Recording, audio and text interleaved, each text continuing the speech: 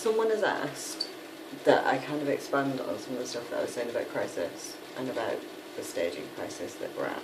So, women have stood up, and sometimes the way that a crisis feels when you're in the middle of it is not actually the whole thing, and we're on a whole bunch of fault lines that have come together.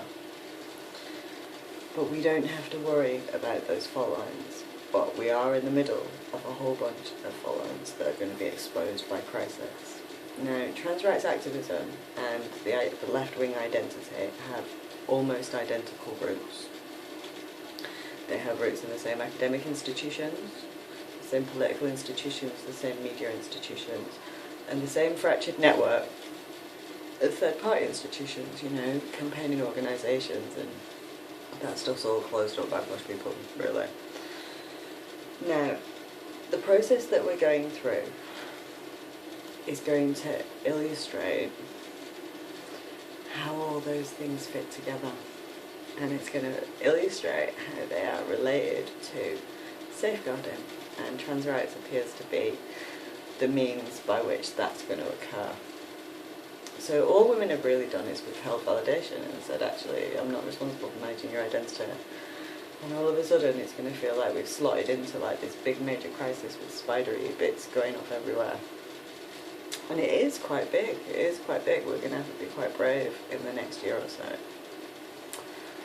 But what trans rights have done is they've placed us in the middle of a major child abuse inquiry, a child abuse problem, which is what this is going to come down to. It's a safeguarding issue. And it's about the fact that nobody in all the institutions where TERF has been shouted knew about the existence of these systems. In 2010, when I found out equality was going to be rolled back by austerity, I thought, how the fuck did this happen? And I found out that the reason that this happened is because there's a whole bunch of elite institutions who are not aware of this rule of law, of safeguarding, of equality legislation. And the problem is that there are a lot of things banking on this rule of law not existing. So the very first thing that happened was the TUC voted in the self-ID thing. Now, I really won't worry about the left. Don't get me wrong, I'm fucking furious at them. I've just watched what they've done for 8 years, and I will be continuing to be very vocal if they start putting women and kids at risk of violence to impose their shit and stop us discussing these systems. But have you seen, crisis will take over. The left-wing identity doesn't survive this crisis. Recognition of these systems does. But making sure that happens now is up to people now.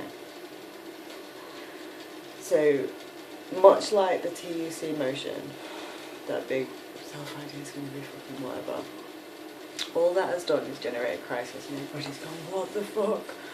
That's our fucking trade unions. Yes, it is. The same trade unions that just actively tried to help roll back equality in the hope that you wouldn't notice, tried to finish it off with trans rights, because it's about the left-wing identity. And the left-wing identity and the word TERF have exactly the same roots, because it's a class. You can be, every single layer that comes up in this crisis will feel like, holy shit, that's another mountain in front of us. It's not. Because the answer to each mountain will still be the same. It's to be loud, it's to be visible, to have the conversation that they can't have, to be what they can't be. Just you being a political force and bypassing your unions kind of raises the question of why you have to do that. This is a parasitic dynamic. But it's not going to be just the unions. There's going to be blowback from major institutions. And these are institutions who don't want to change. And what you are is the tide. You're telling them that the tide is coming and they have to. And that's really, really scary, because they're going to give out some shit. Really, they do. They're also going to try and co-opt us. Every last one of us that's worth having, they'll try and co-opt us. And some of us won't mind being co-opted. But the organisations that do the co-opting, it matters. So what will not survive this is the left-wing identity.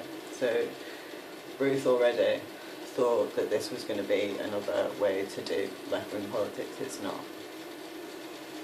And each time somebody tries to co-opt, you have to watch to make sure that they are not preventing you discussing those systems, because they will be, because they don't want to accommodate it. And you have to check and make sure are they asking you to target other women? and they will be. Now, left-wing politics is very, very threatened, and they're really nasty. And they're going to get nasty. And the trade unions, those trade unions should, through a process of crisis that they generate, through a process of us demanding it, and a process of natural institutional evolution, the labour movement should, one way or another, break open. That battle's more or less there.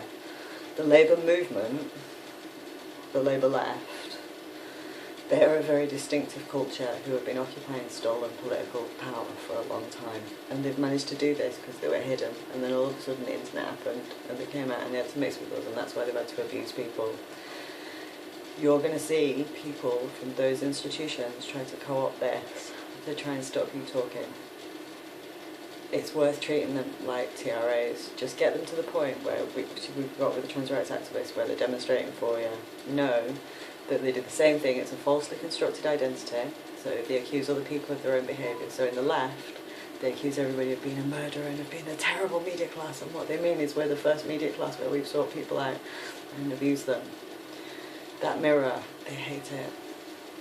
They want to accuse people of stuff that they know that they've done. They don't like you saying, actually, that's you that did that and does that. Their entire power base rests on keeping you talking about the left-wing identity like TRAs. Talk about what they can't. Political consensus be the context that they can't talk about women. The strategy for beating each layer of this crisis is exactly the same as with the TUC, as with the TRAs. Just embody those tensions. You are those tensions. They need to be aware of this rule of law. We just need to barge through. They will recognise the rule of law, I can absolutely promise it, but there's going to be resistance. And we have to fight each battle. Like, you have to, every single tiny battle matters. Going into your kid's school matters. Talking to your next door neighbour matters. It matters if you get 2 people to respond to the GRA. You know, it matters if you see sex and gender confused, that you tweet and you say, excuse me, I want you to sort. It matters when you ask for a headline to be changed. It matters when you write to your MP. All these actions matter. And as accumulation, that's women appearing as a political force. That's the left and trans rights activists both done. But once that starts to happen, like, institutions are going to crumble. And it's going to feel a bit scary and a bit frightening and a lot of power. I've spent my entire life swimming against the tide. I'm not going to swim against the tide at all in the next 5 years.